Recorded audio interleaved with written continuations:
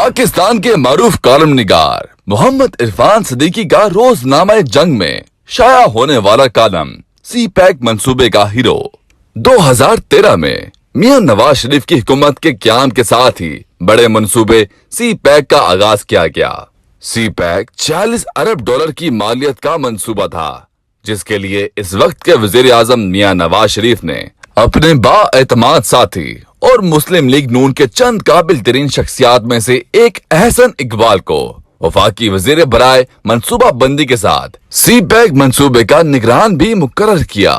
جس کے بعد اگلے 5 سال میں دن رات کی انتھک محنت کے ساتھ احسن اقبال نے 40 ارب ڈالر میں سے 28 ارب ڈالر کے منصوبوں کو اس برگ رفتاری کے ساتھ پایا تکمیل تک پہنچایا